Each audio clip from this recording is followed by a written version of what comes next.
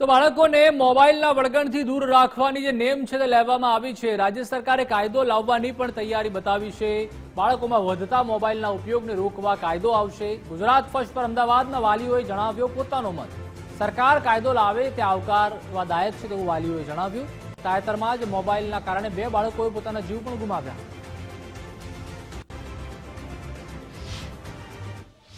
Mobile का use बच्चों के लिए आजकल ठीक तो नहीं है, वो करते हैं, पर अगर एजुकेशन के लिए है, पेरेंटल कंट्रोल में है, then it's okay, but as mobile as internet तो वो फिर कुछ भी एसेस है विच इज़ नॉट गुड। तो ये हमारी ड्यूटी है कि हम एक टाइम लिमिट दें, पेरेंटल कंट्रोल लगाएं यूट्यूब पे, अदर जो हमारी साइट्स है, और कुछ ब्लॉक करके रखे लाइक इंस्टा वगैरह, ताकि बच्चे उन पे ना जाएं। वो सही बात है कि थोड़ा यूसेज तो कम होना ही चाहिए, और पेरेंट्स को भी थोड़ा उसके तरफ अटेंशन देना चाहिए कि भाई एटलीस्ट थोड़ा यूसेज कम करें।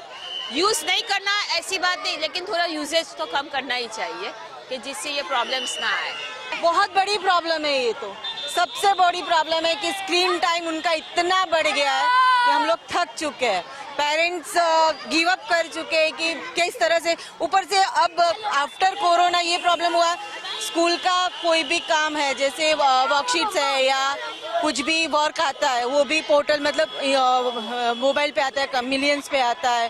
इवन क्लासेस का भी अब ऐसा हो गया है कि उसका भी सब मोबाइल पे आता है, मेल्स आते हैं, जो भी आता है, जो भी उन लोग यूज़ करते हैं, जो भी डेटा या जो भी यूज़ करते हैं उस पे आता है। उसकी वजह से न चाहते वो भी मोबाइल या स्क्रीन बच्चों को देनी ही पड़ती है। As a pros and cons છે, અનડાઉટેબલી છોકરાઓને મોબાઈલથી દૂર રાખવા જોઈએ, બટ તમને કદાચ ધ્યાન હોય તો કેવું છે કે અમુક વાર જે સિંગલ એટલે વર્કિંગ પેરેન્ટ્સ હોય છે તો એ લોકોને બહુ કન્વિનિયન્ટ રહે છે, જો કે મોબાઈલ હોય તો એ છોકરો બી અમને કંઈ કોન્ટેક્ટ કરી શકે, જેમ કે હું મારી વાઈફ બંને વર્કિંગ છે, બટ ઘરે હોય ત્યારે ઓબ્વિયસલી એને એક મોબાઈલ આપીને જવો પડે છે, બિકોઝ ઘરે કોઈ લેન્ડલાઇન નથી કે એવું કંઈ છે નહીં। બટ અમુક વસ્તુઓના પ્રોઝ એન્ડ કોન્સ છે, બે બાજુ છે। સોશિયલ મીડિયા અનડાઉટેબલી હજુ એ લોકોની એજ નથી, એ લોકો જ્યાં સુધી મિનિમમ 16 યર્સ ના થાય ત્યાં સુધી એ લોકોને એવી કોઈ જરૂર છે જ નહીં એમાં। તો બાળકોમાં મોબાઈલની લતને લઈને રાજકોટની મહિલાઓની પણ પ્રતિક્રિયા સામે આવી છે।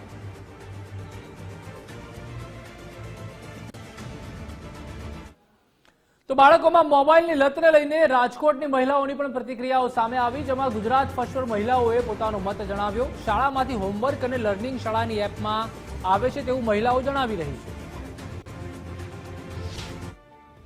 એક વાલી તરીકે અને એક એજ્યુકેટર તરીકે આ વસ્તુ મેં ઓબ્ઝર્વ કરેલી છે કે અત્યારના કિડ્સ છે they are technologically very smart, કે એ લોકોને મોબાઈલ કેવી રીતે ઓપરેટ કરવો બધી ખબર છે। શું કામ? કારણ કે બહુ નાની એજથી આપણે એ લોકોને મોબાઈલમાં રાઇમ્સ બતાવીએ છીએ। ઇવન ઘણી બધી સ્કૂલ્સની અંદર બહુ નાની એજથી મોબાઈલની લર્નિંગ એપ્લિકેશન છે એ આપવામાં આવે છે કે મોબાઈલની અંદર જ એ લોકોને હોમવર્ક આપવામાં આવે છે, જેથી કરીને બીઇંગ અ પેરેન્ટ હું ગમે એટલી ટ્રાય કરું મારા છોકરાને મોબાઈલથી દૂર રાખવાની, પણ એ વસ્તુ એક સર્ટેન લેવલ ઉપર પોસિબલ નથી થતી, બિકોઝ મારા કિડ્સને હોમવર્ક જ મોબાઈલમાં આવે છે, તો હું શું કરી શકું? રીડિંગ અમે પરફેક્ટલી બહુ જ ફાઇન રીતે કરતા હતા રીડિંગ, અને આઉટસાઇડ એક્ટિવિટીમાં બી ઘણું ધ્યાન આપે।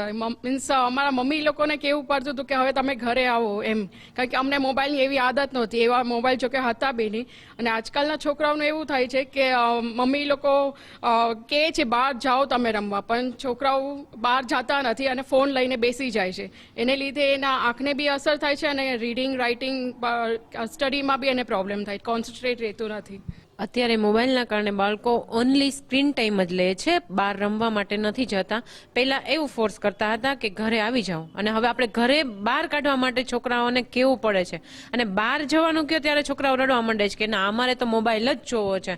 ખાવા પીવાથી લઈને બધી હેબિટમાં એ લોકોને મોબાઈલ જ જોઈએ છે, અને સ્ક્રીન ટાઈમ વધી ગયો છે, જેના લીધે એ લોકોની મેન્ટલ હેલ્થ જે છે એના બી બહુ ઇસ્યુ થાય છે અને આઈઝને બી બહુ અફેક્ટ કરે છે। મોબાઈલના બેનિફિટ્સ છે અને ડિસબેનિફિટ્સ છે। નાનપણથી એ લોકો એડિક્ટેડ હોય ફોન માટે, તો પછી જેમ જેમ મોટા થઈને આપણે એને ના પાડી ત્યારે એ લોકોને ખોટું લાગે છે કે નાનપણમાં એ લોકોએ ફોન આપ્યો હોય છે અને મોટા થાય પછી એ લોકો ફોન નથી આપતા, તો એ લોકો આવા કેસીસ થાય છે. સર કે થોડોક એમને છે ને સ્ક્રીન ટાઈમ ઓછો કરવો જોઈએ, રાખવો જોઈએ, કેમ કે એમાંથી બાળક ઘણું શીખે છે.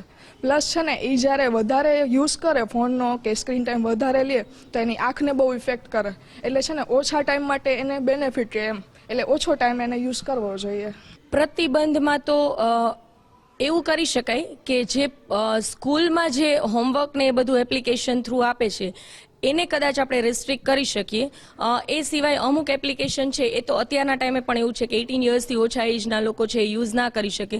એ કદાચ મોબાઈલ કંપની એવું કરી શકે કે પેરેન્ટલ રિસ્ટ્રિક્શન રાખી શકે કે જેટલો પેરેન્ટ્સ છે એ અલાઉ કરે એટલો જ ટાઈમ છે એ કિડ્સ કન્ઝ્યુમ કરે.